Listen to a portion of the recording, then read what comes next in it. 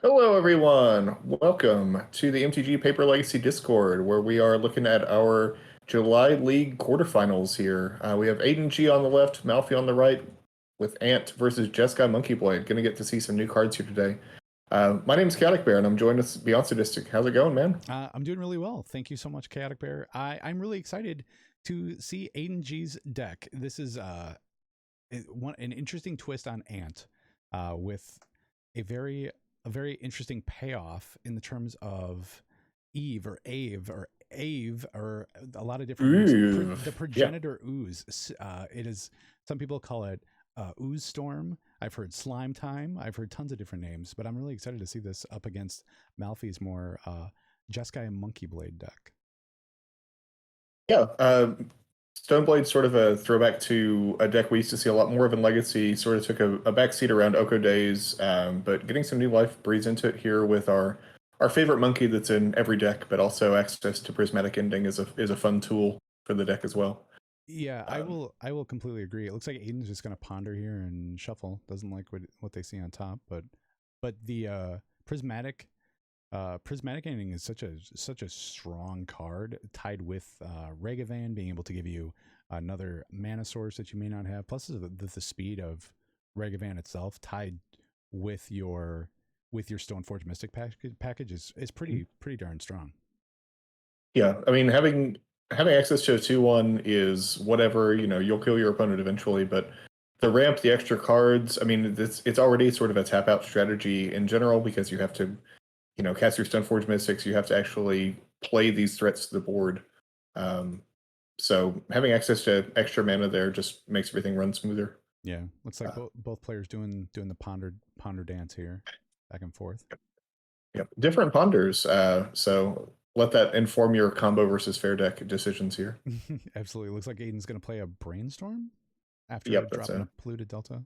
Smart move, brainstorm the Pepsi of Legacy. yep. And the players do have each other's deck list here, so playing that also protects against the 3 days that he knows are in Malfi's list. Once you get maximum value for it. So we see the days here. Uh, lose some value on the brainstorm, but at least it'll resolve. It's actually a really interesting play pattern here that Malfi basically forces his opponent to use the fetch land before he's able to brainstorm, which is really interesting. Even more so interesting the fact that Aiden shuffled on his last ponder. So this was just another way of basically you have to make the most out of that brainstorm that you're going to get here. Yeah. So he'll see 3 fresh cards. He'll put 2 back, but he won't be able to get rid of any cards he doesn't want, unless he can play a fetch land next turn. Mm-hmm. Yeah, I love dazing brainstorms there to make people crack fetch lands. It just, you know, Daze isn't going to do a ton in this deck anyway. He knows that Aiden knows about it, so anytime he can cash it in for value is going to feel great. And it looks like Melfi So actually kept more of a reactive hand other than a proactive hand, just because of the simple fact that missed a land drop turn two.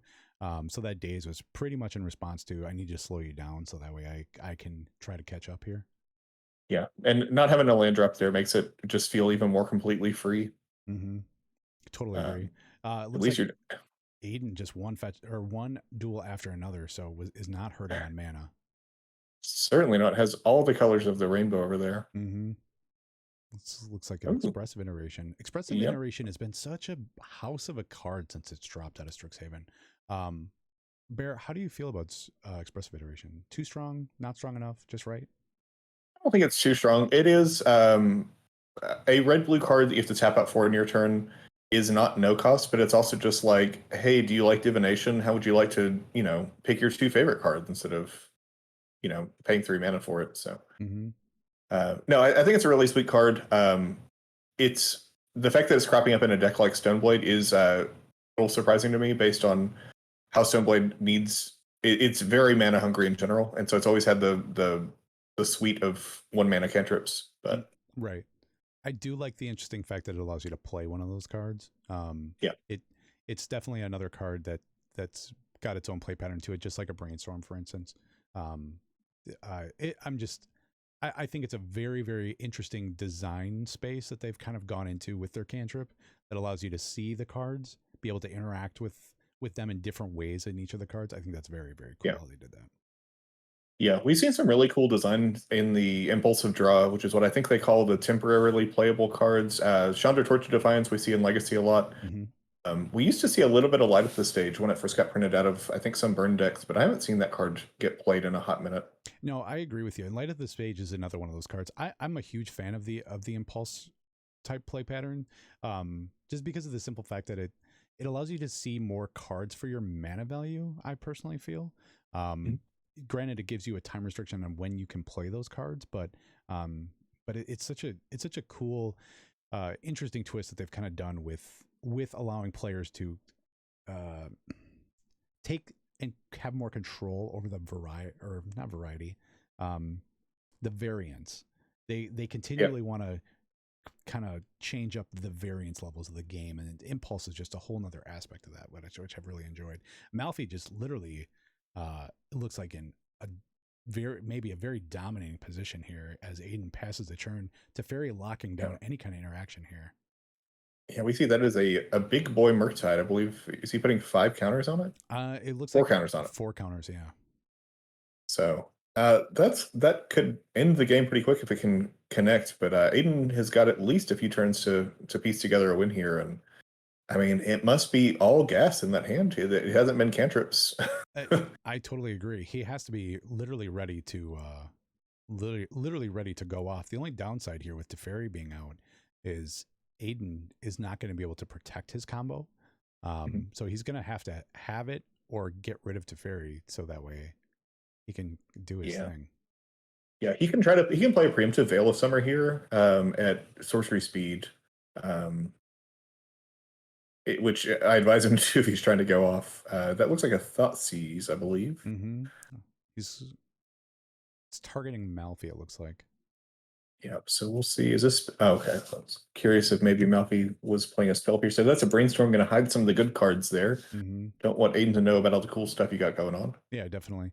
And it looks like Aiden very well maybe getting ready to go off here. Very, very common before you do so. You make sure you can see exactly what your opponent's gotten Mhm. in hand, so that way you know exactly what to play around or not play around, or when it's time to hit the gas here. Yeah, unfortunately, Malfi fully tapped out for that brainstorm. Won't be able to get him with a an instant speed ponder. I like. I feel like the plus gets activated a lot into Fairy. We don't actually see a ton of sorceries cast as instants, and so just it's like a fun got him whenever you get to cast one. I actually think that's one of the strongest things you can do. Ponder is a very, very good sculpting card, and Mhm. being able to cast that at instant speed is awesome. Yeah, I mean it's a, oh, we found a force. Gonna go hard on the force of will on Thoughtseize. It looks like Interesting. here. Interesting. So I've kind of lost maybe he track has in terms of cards, how many cards Malfi has in hand right now. It doesn't look like it's very many. yeah. I mean he's burnt a couple on counter spells along the way. We saw that early on days. We haven't Hmm. seen him draw any additional cards within the expressive iteration. So Right. I would guess 4. I don't have any way to prove that. Yeah. No, Uh, I would have to agree with you. It looks like there's going to be a dark ritual here. yeah, the Mirage art there, probably an Interrupter mana source, I believe. Hmm. I love that Dark artwork. Dark Days of Magic Templating. Yeah, Mirage is one of my favorites. I think, or is it? Sorry, Tempest is my favorite overall. Okay. But But all of those dark rituals, that artwork that fell right in that time period, were yeah, absolutely awesome. It's unfortunate we don't yeah, get any of those in foil. yeah. It's like one of the few times I'm a purist about original art, but the original art for Dark Ritual just isn't as good for me as some of the later ones. I agree. It's got that awkward Diablo 1 feel to the artwork. That tracks. So Looks like Aiden, Aiden going to town.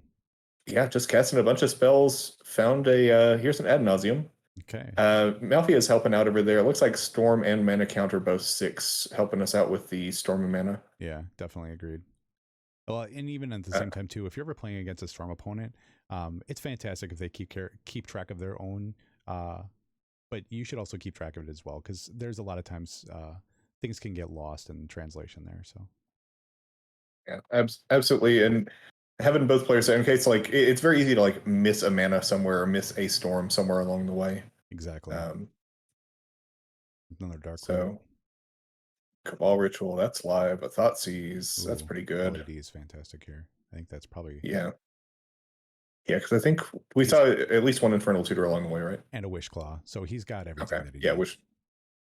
yeah, Thoughtseize, I mean, this is basically free. We see there's 5 mana and Alfie just pick it up. Yeah.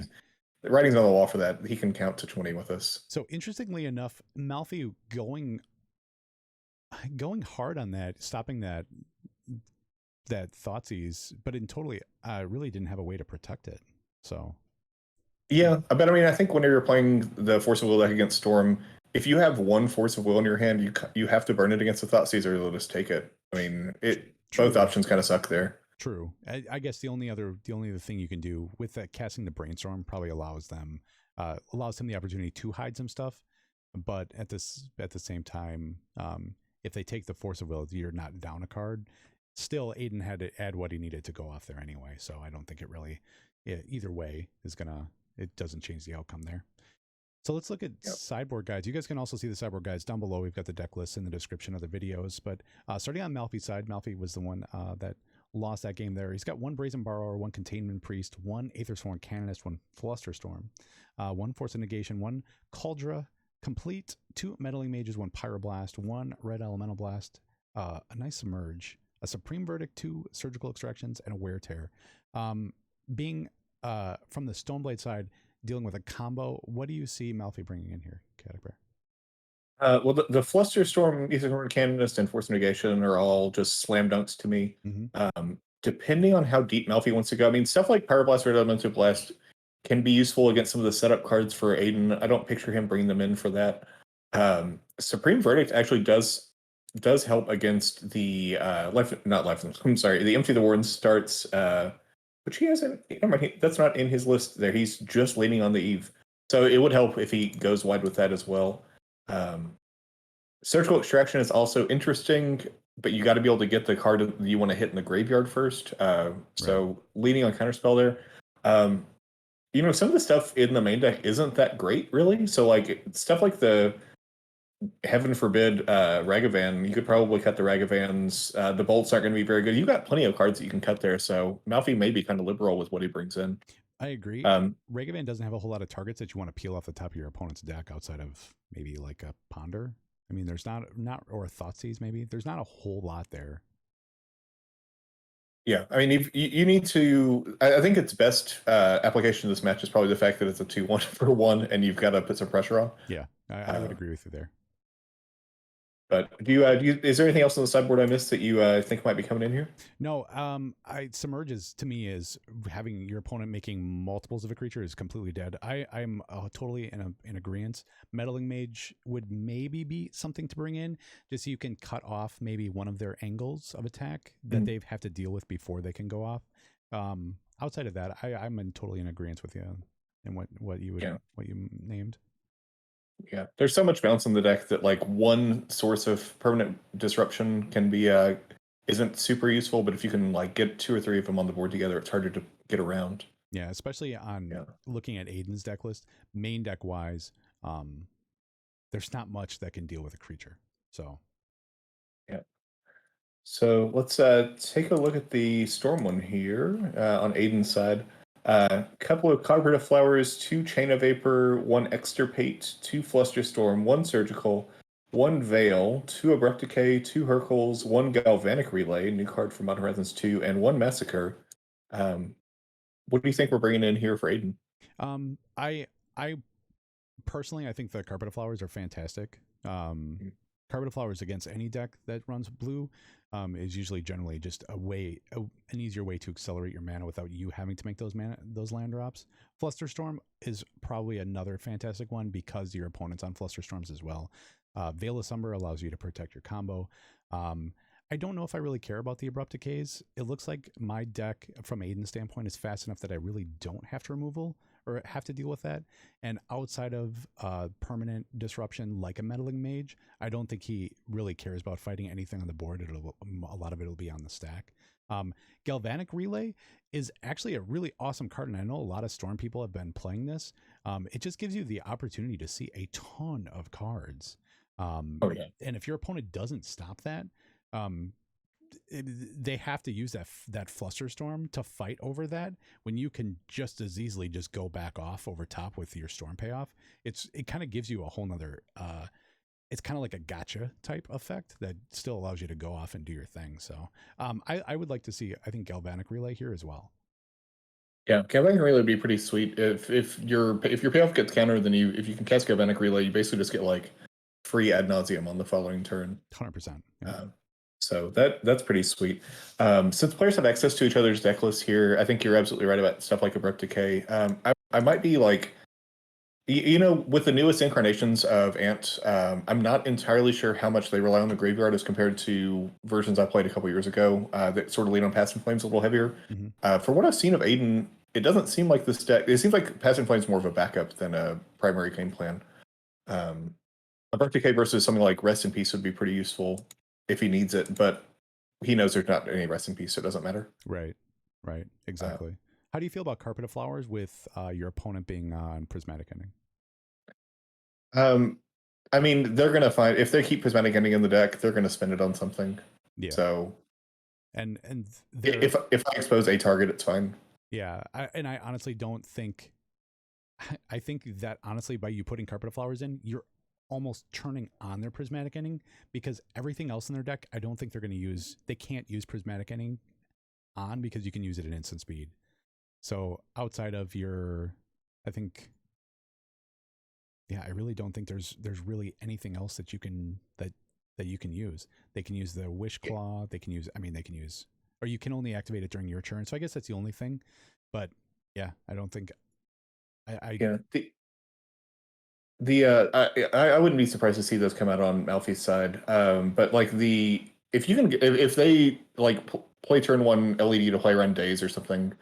I've seen players commit LEDs to the board. I've seen players remove them. I'm not saying that those are the best plays or anything, but it's possible he gets caught with his pants down. But like you mentioned, Malfi may have just taken those out. Yeah. Although that 3 fairy plus Prismatic Ending is a pretty potent way to screw up your opponent, because you don't want to crack an LED in response to a Prismatic Ending most of the time. No, I've actually gotten got by that, because I just honestly didn't even think about it. When Prismatic Ending is such a really fantastic card, but it's very strong in the aspect that you're playing against it on your opponent's turn. It's very few times when you're actually thinking of a Prismatic Ending coming on your opponent's turn. And Teferi, that was something I learned very, very quickly, that if there's a Teferi that makes it to the board, I have to be able to be ready for a Prismatic Ending at any given time. Yeah, we're talking that +1 ability last game. Prismatic Ending is a very gross card to go with Teferi. Yeah, yep, I totally agree. It looks like not a whole lot here, just some sculpting on Aiden's side, and Malfi's going to play a Brainstorm. Yep. No turn one play from Malfi, I believe, right? Just a land. Yeah, it was just a land. What do you really think Malfi is looking for here? He knows he's up against a combo matchup. What's his biggest and baddest threat that he needs to put to the board? I mean, he needs 2 things. He needs some sort of disruption, some sort of pressure. With that one land that's left there, like we mentioned, Ragavan is a 2/1, and Ad Nauseam is a card in Aiden's deck.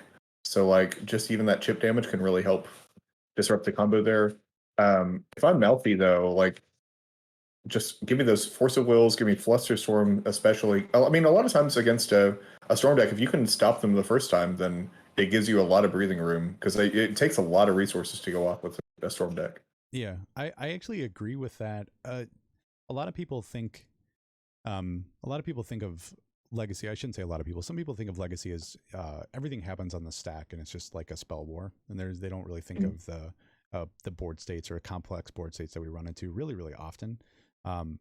Something as simple as dealing 2 damage or dealing 4 damage or dealing 6 damage over the course of 2 or 3 or 4 turns, that really hurts your opponent to be able to go off on Ant. I played around with TES for a little bit, and it's such a fantastic deck. But I'm not very good at Storm playing, just because of those simple facts that I always felt like I was waiting and waiting and waiting to go for it, and my opponent was waiting and waiting and waiting for me to go for it. And in those instances, I would win. And in the instances that my opponent was hitting me with a 1/1 or with a 2/2 or dealing that damage, and I was waiting and waiting to go for it, I just would lose, because I would basically get backed into a corner where you have to go for it now. And if they have any kind of permission, then you're just done. Yeah. I think that there are a couple different styles of combo deck in Legacy. So like Ant sort of just needs to go for it whenever it can if it's going to use ad nauseum because it needs that high life total. Mm-hmm. Tess can get by at a lower life total, but then High Tide is sort of my favorite combo deck. Oh, there's that Carpet of Flowers. There's a carpet, yeah. Start attacking really fast. High Tide is my favorite combo deck that I've played in the last several years in Legacy. And you sort of, with that one, you hold on until the last second.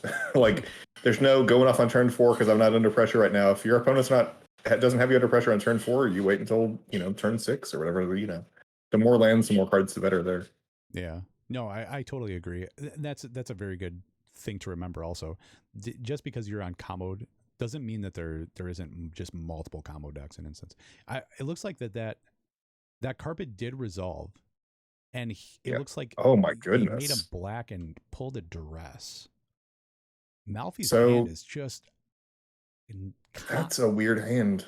absolutely. I'd like to know what he brainstormed into, or what he put back. Yeah, I mean, it may have been that he just kept a hand that was like force, Hull Breacher, and lands or something, and he's like, well, this is probably, I don't want to mulligan this. But Sure. not having, I mean, he's going to have Hull Breacher as pressure starting next turn, but he's given Aiden G a lot of time here. Yeah, I totally agree. Aiden really not being able to capitalize either right off the bat.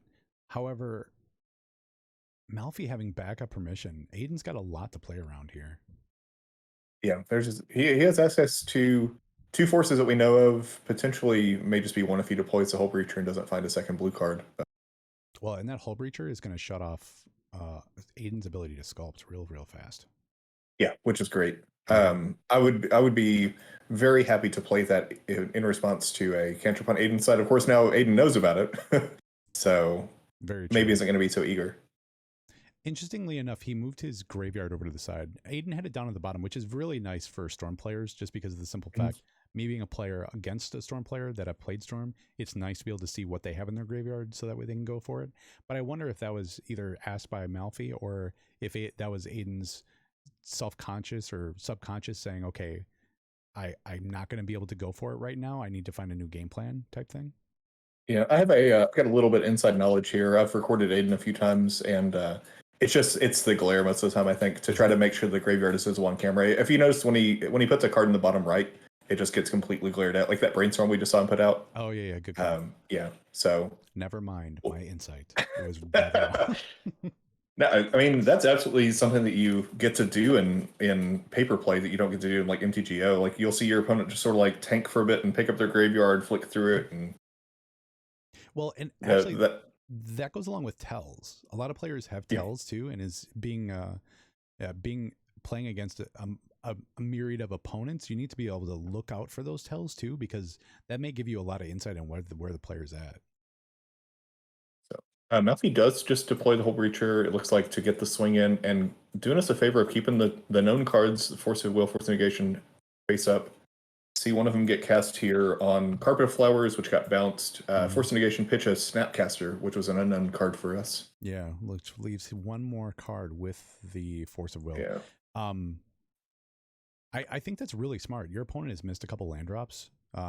This is totally the time that you go after him. Yeah, I mean, it looks like maybe they were just keeping that hand because of the carpet. Like you mentioned, Carpet of Flowers giving you 2-3 mana a turn is just so big on a deck that plays 15 lands. Yeah, it's basically you playing a mana source on your opponent's turn and have the Wasteland for it. Yeah, I forgot Malfi had Wasteland. Wow, 2 of them in the deck. Yeah. So gonna duress here. And daze. Float a mana, daze it. Nice. I mean, that's almost the same result, except you get to hide a little bit of information. You get to save the Force of Will for the next play. Yeah, agreed. But this is exactly what you were mentioning, though. Here, I mean, this Hull Breacher has gotten Aiden down to 10 life already. One more swing, he'll be down to 7. I think it's 3 power, right? Yes. Yeah. So he'll be at 7. I mean, ad nauseum is all but dead for him at this point. And I think Aiden is pretty much just going to slowly... I don't think Aiden's got much that he can do. Missing land drops, Teferi on the other side of the board, a Hull Breacher beating him down with permission up, or potential permission up. Your opponent's just not even putting anything to the board right now. Yeah, there's a pedal. If he has like, ritual to start this, maybe that's something. Yeah. Um, like he could go ritual past in flames and have a shot at going somewhere, I think. But That's true. Although I really don't know if the Pass and Flames would resolve either. oh yeah. Oh, I guess we don't know for certain that card in Malfi's hand is blue. I think that's what you'd have to hope for. True. I actually think he's got 4 cards in hand. He's got 3 Oh, outside of okay. that Force of Will. Oh, there you go. Oh, there you go. That's Aiden's gonna pick that up here, but yeah. Yeah, definitely. That's too much pressure from the Hull Breacher, and that's too much hate from the Aethersworn Canonist and the Hull Breacher. So going Yeah. to sideboards, let's start on Aiden's side here. We saw the Carpet of Flowers come in. Where do your opponent beat you with a Hull Breacher? Aethersworn Canonist was pretty much the nail in the coffin. Do you think Abrupt Decay's come in now? I mean, you can still just kind of lean on that bounce. I think that's a method that a lot of Storm players do is board in a couple of Chain of Vapors and you just sort of hope you find it. Right. If there's stuff to, it's just so tight. I mean, you know that from playing Storm that the slots in the deck are spoken for. Yes. So I assume we have 2 carpets, 2 chains in already. A Miser's of Replicate that you could Wishclaw for maybe wouldn't be the worst thing, though. I agree. I would agree with that. Yeah, I know a lot of people will use like your Abrupt Decay to be able to break up to almost like a Thoughtseize to be able to break up your whatever's stopping you from being able to go off. Yeah, I don't know if Malfi's got multiple pieces that can hold him down like that, especially now. Wasteland missing the land drops. I think Aiden may have kept a greedy hand there and got punished a little bit. Yeah, and Malfi did also top deck pretty well because we saw his hand from that duress, and there wasn't a lot of hate going on. But he top decked pretty well. That Wasteland was pretty good. The Aethersworn Canonist was great. Yeah, also drew a Snapcast Teferi, which would have given him something else at that point too. And the Hull Breacher literally just that little bit of pressure. 3 power hitting you every turn does a lot over the course of a couple turns. Yeah. We didn't see. He didn't even get to like flash it in and get him. I don't think it was just like literally this is Ambush Viper. Well, and a lot of times too, that's really all you need. Just being able to have it there. I mean, it doesn't always have to be a gotcha type card. Especially, we went through this with Inquisition. I can't remember its name. It hardly sees any play. Agent of Opposition Agent. Thank you. Oh yeah. Yeah, is that everybody holds it as a gotcha card, but literally just putting it on the battlefield just stops your opponent from being able to do the same exact effect, whether they know it's there or not. It just still does the same thing. It's always nice to be able to dark red hot Opposition Agent gotcha, but just putting it there also does the exact same effect too. Yeah, and that's I think in EDH I'll hold it because you got time. Holding up the 3 mana is just not a big deal, but in Legacy 3 mana is a lot. So if you don't get to get them, you might as well start swinging with it. Yeah, I totally agree, and especially in a situation like this, Opposition Agent can still block a threat like a Ragavan also. Yeah, that was a quick shuffle on that Ponder. Yeah, I think that was probably not at all what Aiden wanted to see. Yeah, and I saw Malfi mold to 6. Did Aiden keep 7? I think he did because he had sideboarded and I think that was his first pull. So okay, so here's a good Malfi kept a hand with land in it. Perfect. Yeah, lands and spells. That's all you need, right? I'm just so guilty of that. I also am pretty guilty of that too. I will have a land, and it's that magical Christmas land. All I need is that one top deck, and I'll be able to go off here, and it just never seems to happen. That's always how it goes, though, right? Yeah, I mean, in those hands where you have like 2 or 3 lands, and the hand doesn't do anything, but you're like, do I want to put it back? Right. Well, especially when you're up against a deck like Storm, a lot of times you feel like, oh, they're going to have to sculpt. They're going to have to wait. They've got to get the perfect hand, or I've got time, Yeah. Those are always the matchups where they have it and you're just dead in the water. Oh yeah, yeah. I know there's shades between turn 2 never didn't have it and turn 8 we got there. Right. But They feel very similar a lot of the times, right? yeah, when you don't multi the force and they just get you on turn 2, you feel super dumb, and then sometimes you like keep the super reactive hand and they don't cast anything important for several turns. Yeah, and you're like, oh, Yeah, I should have kept the previous hand because I would have had time to do what I wanted to yeah. do. Yeah. It had a Ragavan in it. Yeah, exactly. Yeah, and there's so much of that in Magic. It's just it always makes me chuckle. That's one of the whole reasons why I love this, because you're playing your opponent, but you're also playing yourself too. Because there's a lot of times we make those decisions where it's just like, really, why did I do this?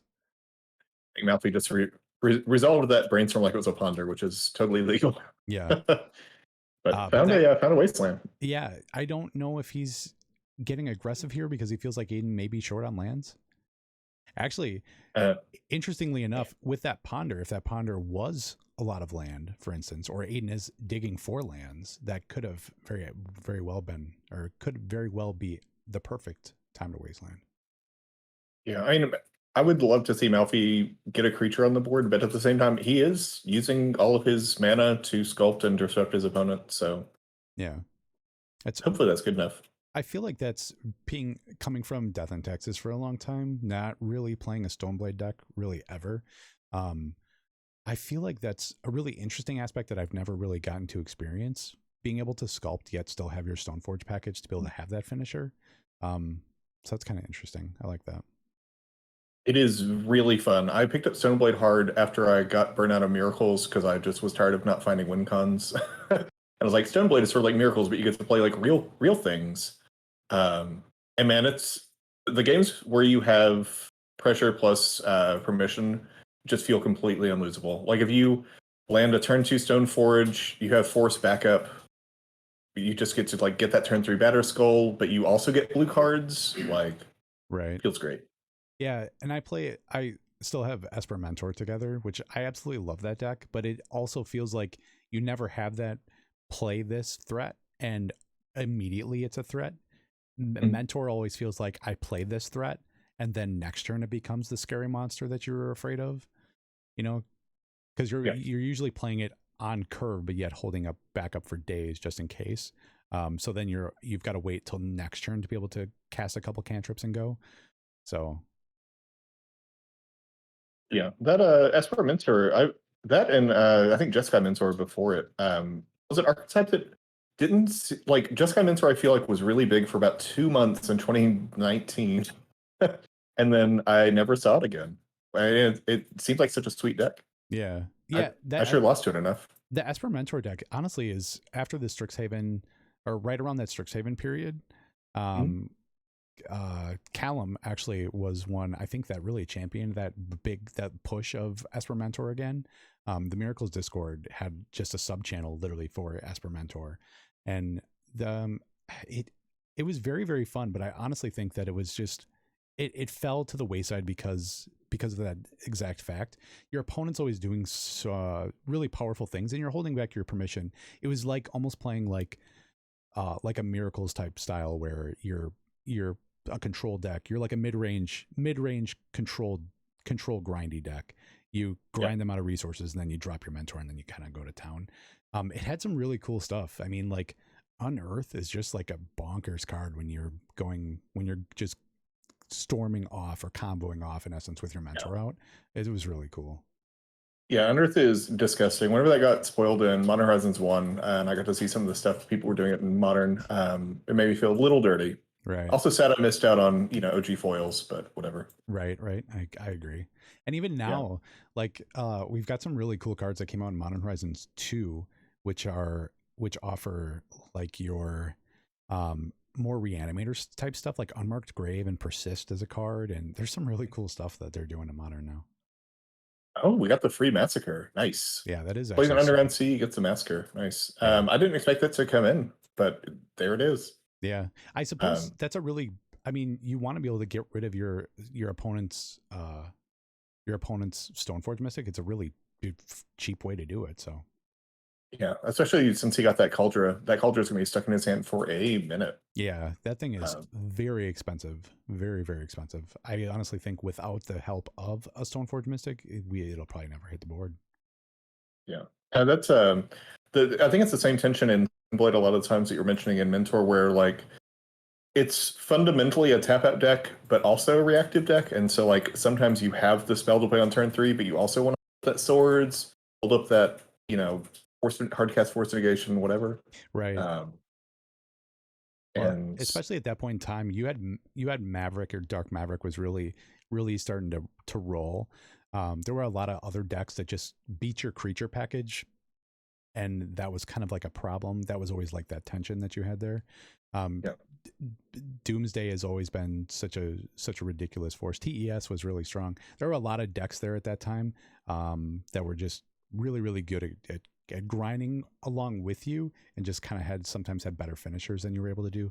But Esper Mentor with the permissions package plus, you could even pick up another threat like a Sedgemoor Witch, for instance, and you had another way to make more tokens, just as like a one of that they may not have been expecting. So there was a lot of cool little one of flex spots that you could play around with there too. We I think we definitely see the. definitely didn't have expressive iteration.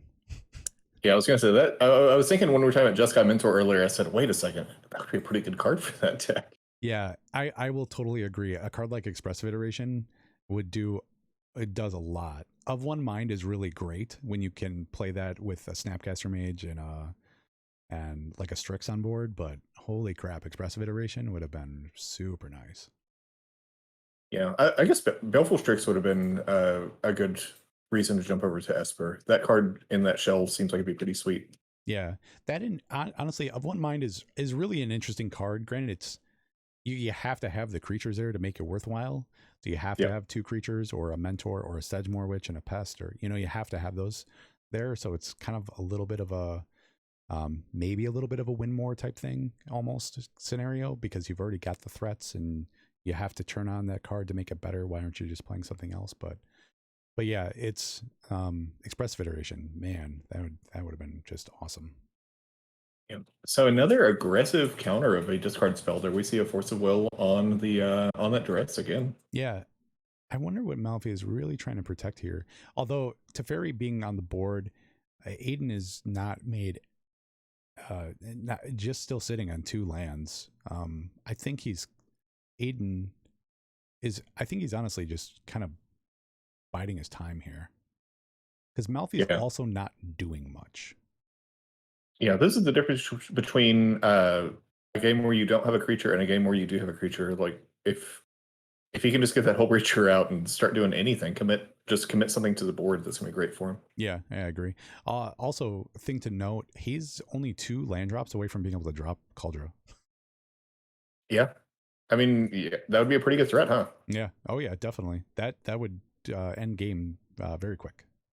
So I do the old legacy check and make sure he has 7 lands in his deck that actually make mana. Uh,